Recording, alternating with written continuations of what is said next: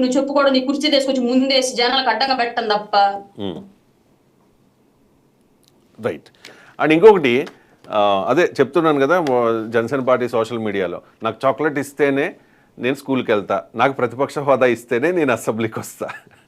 అంటే చూస్తున్నాను నేను ఇవన్నీ కూడా బాగా జనాలు కూడా బాగా ట్రోల్ చేస్తున్నారు ఇవన్నీ కూడా. అంటే మీకు ఒకటి చూపిస్తున్నా చూడండి, వైఎస్ జగన్మోహనపురం చూసారా ఈ అద్భుతాన్ని? చూసామండి, అప్పట్లో ఒక వెలుగు వెలిగిందిగా, ఇప్పుడు మళ్ళీ వెలుగుతుంది. మీ జనసేన వాళ్ళే అక్కడ కాకినాడ రూరల్లో పంత నానాజీ గెలిచారు కదా జనసేన పార్టీ నుంచి.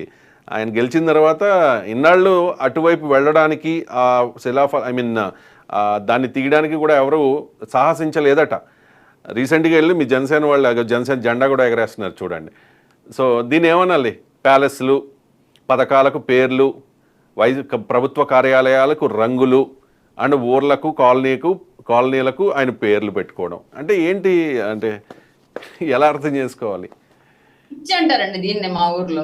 రాష్ట్రం అంతా ప్రతి చోట నా పేర్లే ఉండాలి, ప్రతి పథకానికి నా పేర్లే ఉండాలి, ప్రతి ఒక్కరి ఇంట్లో నా పేరు నా ఫోటోనే ఉండాలి, రాష్ట్రం అంతా నా భూములే ఉండాలి, రాష్ట్రం అంతా నా ప్యాలెస్లే ఉండాలి, రాష్ట్రం మొత్తం నేను ఒక్కళ్ళనే ఉండాలి, రాజకీయాలంటే నేనే ఉండాలి అని అనుకోవడం ఇదంతా పిచ్చి అంటారు. జగన్మోహన్ రెడ్డి అనే ఒక వ్యక్తికి అబ్నార్మాలిటీ క్వాలిటీస్ అన్ని కూడా ఎక్కువ ఉన్నాయి. దాన్ని గమనించుకోకుండా మనం అతను ఒక నాయకుడుగా నమ్మి అధికారం అప్పచెప్పాం. అల్టిమేట్ గా వచ్చిన రిజల్ట్ ఏంటి అంటే వాళ్ళ రాష్ట్రం మొత్తం ఎక్కడ చూసినా సరే విధ్వంసమే. పేర్లు తప్ప ఏం మిగలలేదండి. వాళ్ళ పేర్లు తీసేసుకోవాల్సిన పరిస్థితి మనకు వచ్చింది.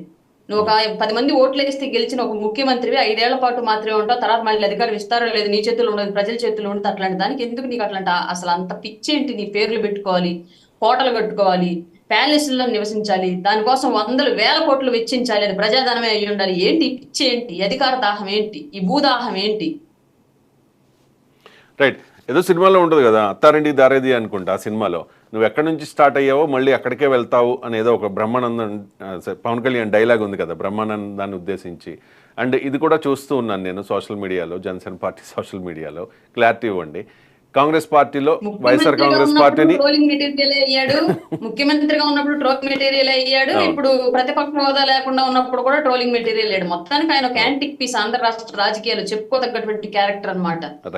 లాస్ట్ స్టూడెంట్స్ కి ఎలాగో ఒక సబ్జెక్ట్ అయ్యాడు, ఇప్పుడు రాజకీయాలు చదువుతున్నటువంటి పొలిటికల్ సైన్స్ స్టూడెంట్స్ కూడా ఒక సబ్జెక్ట్ అవుతాడు జగన్మోహన్ రెడ్డి. అంతే, ఏం చెయ్యకూడదు అనే దానికి జగన్మోహన్ రెడ్డి యొక్క 5 ఏళ్ల పరిపాలన కాలం ఒక చాప్టర్ ఉంటుంది అక్కడ భవిష్యత్తులో. Okay study. Okay, Bengaluru palace గతంలో కూడా చాలా సందర్భాల్లో చాలా డిబేట్లలో మీరు ప్రస్తావించారు, ప్యాలెస్లు పిచ్చి అని ప్రస్తావిస్తూ బెంగళూరు ప్యాలెస్ గురించి.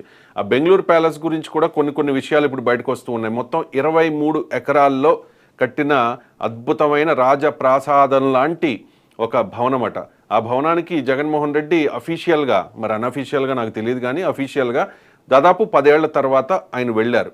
వెళ్ళిన తర్వాత డీకే శివకుమార్తో అక్కడో లేకపోతే బయట భేటీ అయ్యారనేది ఒక వార్త కూడా బయటకు వచ్చింది. దాంతో వెంటనే కాంగ్రెస్ పార్టీలోకి వైఎస్ఆర్ కాంగ్రెస్ పార్టీని విలీనం చేసేయాలి అనే ఒక ప్రపోజల్ పెట్టారు అని అంటే అక్కడక్కడ ఆఫ్ ద రికార్డ్ కొంతమంది మాట్లాడుకుంటూ ఉన్న విషయం. అండ్ షర్మిలకి ఏపీసీసీ చీఫ్ అవకాశం ఇచ్చారు కదా, అది తీసేయాలి. దాంతోపాటుగా మేము అవసరమైతే మీ ఇండియా కూటమిలోకి వస్తాం, ఇంకా డిమాండ్ చేస్తే మీ కాంగ్రెస్ పార్టీలో విలీనం చేయడానికి కూడా మేము సిద్ధము అన్నట్టుగా జగన్మోహన్ రెడ్డి ఒక ఆఫర్ ఇచ్చారు డీకేకి.